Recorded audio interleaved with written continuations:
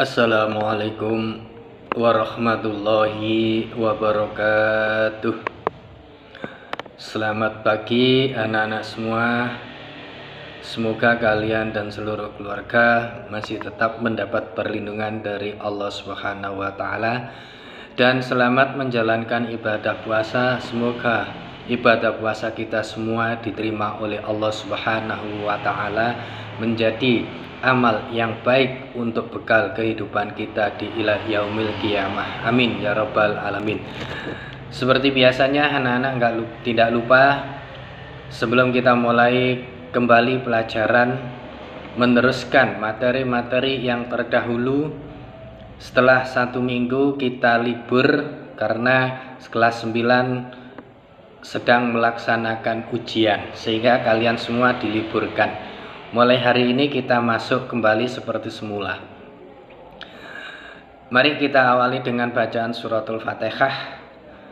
Mudah-mudahan semua kita dijauhkan dari segala musibah dari Allah Subhanahu wa taala. Amin ya rabbal alamin. Al-hadini ahfabi syafaati Rasulillah sallallahu alaihi wasallam. Al-Fatihah liqadai hajati wali hajatikum wa khusyan wali murid SMP Negeri 1 Puri, wa khusyan Bapak Ibu Guru SMP Negeri 1 Puri, wa khusyan siswa-siswi SMP Negeri 1 Puri min khawaijid dunya wal akhirah. Sawalahumul Fatihah. Bismillahirrahmanirrahim.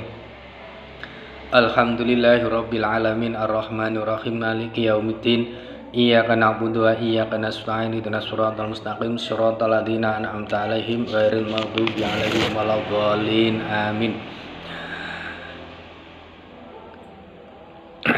Terima kasih atas bacaan suratul Fatihah tadi.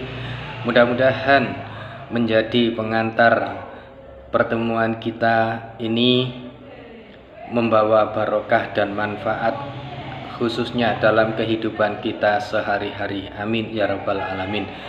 Anak-anak kalian bisa buka buku paket PAI halaman 163, melanjutkan perjalanan dakwah Rasulullah Shallallahu Alaihi Wasallam ke Madinah.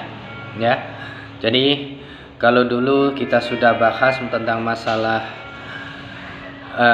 sedikit dakwah Rasulullah atau perjalanan dakwah Rasulullah ke Madinah, kita sekarang ini bagaimana sih dakwah Rasulullah Sallallahu Alaihi Wasallam setelah sampai di Madinah.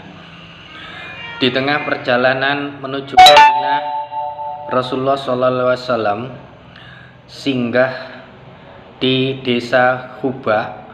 Desa Quba, sebuah desa yang terletak 2 mil di selatan Madinah. Di sana beliau membangun sebuah masjid. Masjid inilah masjid yang pertama kali dalam sejarah Islam yang dibangun oleh Rasulullah SAW. Beliau bersama sahabat dan kaum muslimin yang ikut hijrah di sana singgah selama 4 hari untuk selanjutnya meneruskan perjalanan ke Madinah. Sehingga Nabi Muhammad SAW di desa Quba tersebut mendirikan masjid yang pertama kali. Itulah anak-anak dalam kisah perjalanan Rasulullah SAW untuk hijrah ke Madinah yang melanjutkan dakwah beliau yang setelah di Mekah dirasa tidak aman untuk dakwah agama Allah, yaitu agama Islam, sehingga Rasulullah ada perintah untuk melaksanakan hijrah atau pindah dari kota Mekah ke Madinah. Setelah sampai di Madinah, Nabi Muhammad SAW mulai membuat program-program kerja dan melaksanakannya, yaitu seperti yang pertama seperti membangun masjid. Jadi membangun masjid di Madinah sebagai sentral untuk beribadah kepada Allah dan sebagai sentral untuk kegiatan-kegiatan keagamaan. Setelah membangun masjid, anak-anak semua, beliau mempersaudarakan antara kaum Muhajirin dan Ansor dan membuat perjanjian-perjanjian dengan penduduk Madinah Perlu diketahui, tidak semua penduduk Madinah itu beragama Islam. Ada juga yang non-agama Islam. Sehingga Rasulullah supaya tidak ada kontak fisik, tidak ada perpecahan antara penduduk Madinah dengan kaum muhajirin yang datang dari Mekah, tidak ada perbedaan pendapat, maka perlu adanya perjanjian-perjanjian atau program-program yang mana saling menghormati antara orang-orang muhajirin dengan orang-orang Ansor dan juga penduduk Madinah pada saat itu. Langkah pertama Rasulullah perlu kalian ketahui, yaitu membangun masjid. Pembangunan masjid segera dimulai dan seluruh umat Islam juga ikut ambil bagian, sehingga berdiri sebuah masjid yang berdinding bata, berkayu batang kurma, dan beratap dari daun kurma. Tidak seperti sekarang, masjid-masjid sekarang itu megah-megah semua, tapi di zaman Rasulullah dalam keadaan yang sangat mendesak untuk sebuah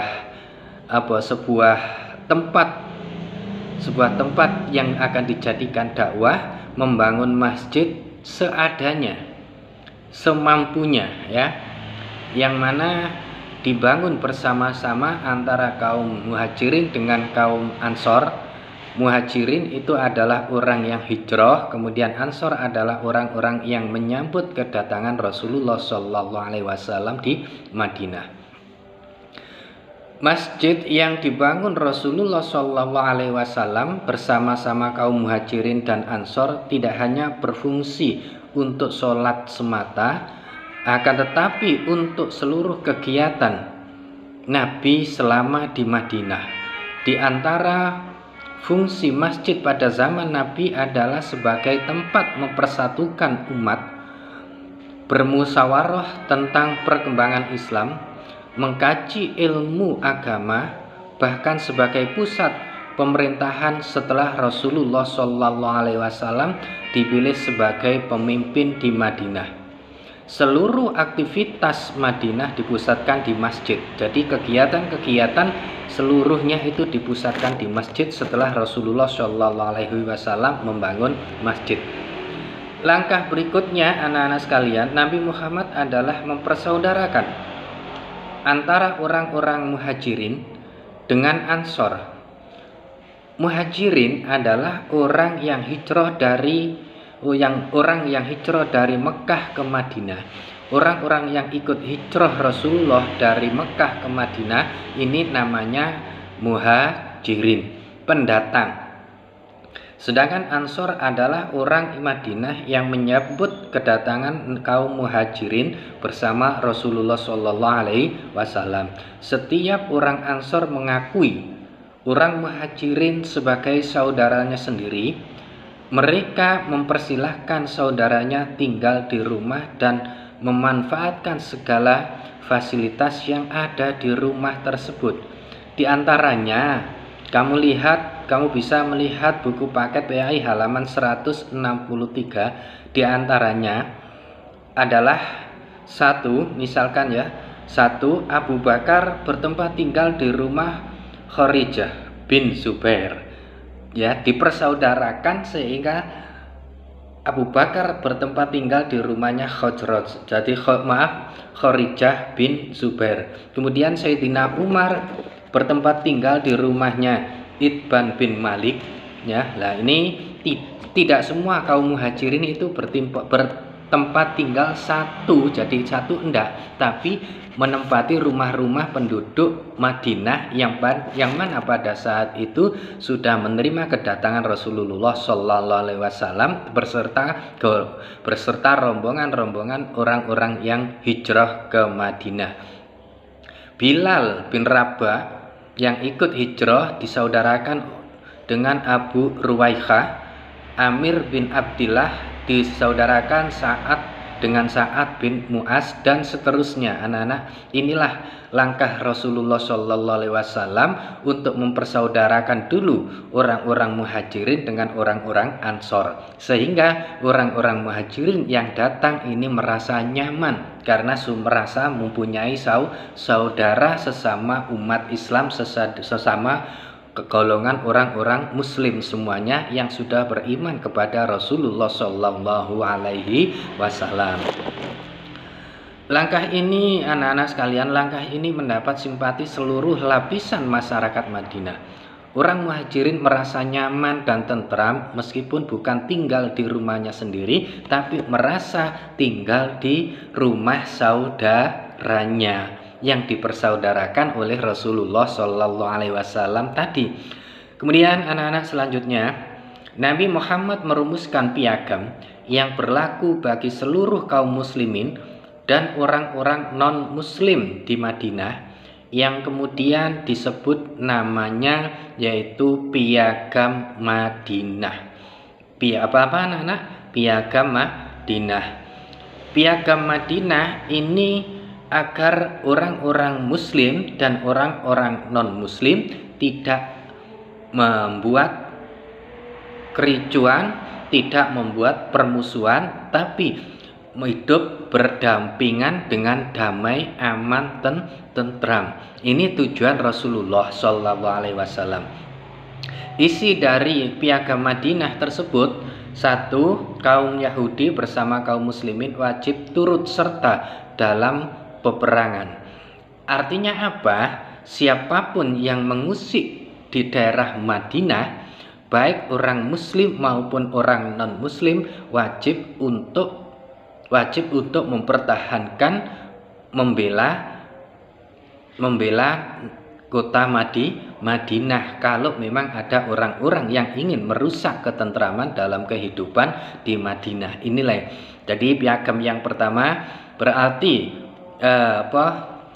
mendamaikan antara orang-orang muslim dengan non-muslim yang ada di Madinah. Ini tujuan yang pertama dari Rasulullah. Kemudian yang kedua, kaum Yahudi dari Bani Auf diperlakukan sama oleh Rasulullah, ya, sama dengan muslim. Artinya orang muslim yang sudah ada di Madinah dengan orang non-muslim yang sudah ada di Madinah juga tidak boleh, bahasa Jawane nggak boleh pilih kasih, semua diperlakukan sama karena sama-sama penduduk Madinah. Sama dengan di Indonesia ini loh anak-anak. Di Indonesia orang Islam, ada non muslim, ada orang yang beragama Kristen, ada yang beragama Hindu dan lain sebagainya. Ini tetap diperlakukan sama oleh pemerintah, oleh negara Indonesia karena dilindungi oleh undang-undang lah. Ini loh tujuannya Rasulullah membuat undang-undang, tidak membuat permusuhan tapi membuat perdamaian, kerukunan orang yang beriman dengan orang yang tidak beriman. Sungguh indah sekali tujuan Rasulullah Shallallahu Alaihi Wasallam. Yang ketiga, isi Piagam Madinah ini ada 8. Yang ketiga, anak-anak, kaum Yahudi tetap dengan agama Yahudi mereka dan demikian pula dengan kaum muslimin. Artinya Rasulullah tidak mau memaksakan orang-orang Yahudi harus dan wajib masuk Islam, tidak. Tetapi Rasulullah memberi batasan, kaum Yahudi silahkan tetap agama Yahudi, agama mereka, yang tidak mau masuk beragama Islam, yang tidak mau beriman kepada Allah Subhanahu wa Ta'ala. Dan demikian pula dengan kaum muslimin. Jadi sama-sama sudah, inilah batasannya di dalam Al-Quran yang disebut lakum dinukum waliyadin. Jadi enggak, orang Yahudi ya silahkan, tidak ada pemaksaan dari Rasulullah untuk masuk, untuk beriman, untuk masuk jadi orang-orang muslim, tidak. Ini ya, perlu diketahui ini adalah dakwah Rasulullah Shallallahu Alaihi Wasallam agar tujuannya apa? Tujuannya orang-orang yang beragama Islam, orang-orang yang sudah beriman kepada Allah Subhanahu wa taala yang dibawa oleh Nabi Muhammad SAW bisa melaksanakan aktivitas seperti biasanya. Cobalah kita di Indonesia ini kita lihat, indah sekali anak-anak, tidak ada permusuhan antara orang Islam dengan non-Islam. Jadi kalau sudah hablum minan nas itu sudah kita bisa hidup berdampingan, tidak hanya orang-orang Islam saja, tetapi kita bisa hidup berdampingan dengan orang-orang non-Islam. Keempat, semua kaum Yahudi dari semua suku dan kabilah di Madinah diperlakukan sama dengan kaum Yahudi Bani Auf. Jadi seluruh Yahudi yang dari semua suku diperlakukan sama oleh Rasulullah seperti Bani Auf. Jadi nggak ada perbedaan, oh ini lebih mulia, ini lebih dimuliakan, enggak, sama. Jadi tidak membeda-bedakan suku, golongan dan lain sebagainya. Sebenarnya Indonesia sudah berlaku seperti itu, niru apa yang disampaikan oleh Rasulullah SAW. Jadi tidak membeda-bedakan Indonesia ini karena sudah diikat dalam Bhinneka Tunggal Ika, maka tidak membeda-bedakan suku Jawa, suku Madura, suku Bali dan lain sebagainya, nggak membeda-bedakan, diperlakukan sama. Inilah yang namanya kemanusiaan yang adil dan beradab. Kemudian yang kelima, kaum Yahudi dan Muslimin harus saling tolong menolong dalam memerangi atau menghadapi musuh bila ada orang-orang yang ingin memerangi kota Madinah pada saat itu ya. Kalau ada orang yang mengusik Madinah, maka orang Yahudi dan orang-orang Islam pun wajib untuk membela negaranya, tuh loh.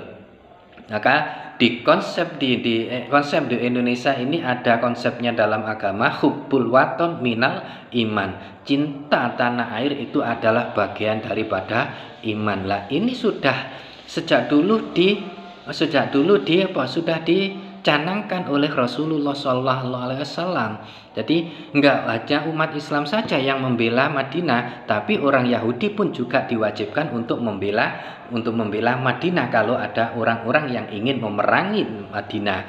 Yang keenam, kaum Yahudi dan Muslimin harus senantiasa saling berbuat kebajikan dan saling mengingatkan ketika terjadi penganiayaan atau kedoliman, saling mengingatkan. 7. Kota Madinah dipertahankan bersama dari serangan pihak luar. Yang ke-8, waktunya hampir habis anak-anak. Yang ke-8, semua penduduk Madinah dijamin keselamatannya kecuali bagi yang berbuat jahat. Jadi dijamin oleh Undang-Undang Piagam Madinah ini seluruh tidak membedakan baik non-muslim maupun orang Islam. Kalau orang itu tidak membuat kejahatan, dijamin kedamaian, dijamin keselamatannya. Itu loh ya. Nah ini indah sekali yang dibangun oleh Rasulullah SAW. Perlu kita tiru dalam kehidupan kita sehari-hari sehingga kita bisa muncul namanya toleransi, menghargai umat beragama yang lain, agama itu yang tidak sama dengan agama Islam. Demikian anak-anak, kurang lebihnya maaf kalau waktunya sudah lewat. Tolong tugas ini ditulis kembali isi dari Piagam Madinah. Ada 1, 2, 3, 4, 5, ada 8 isi Piagam Madinah. Kamu tulis kembali dan hasilnya kamu kirim seperti biasanya. Kurang lebihnya saya mohon maaf. Saya akhiri, ihdinas syiratal mustaqim. Wassalamualaikum warahmatullahi wabarakatuh.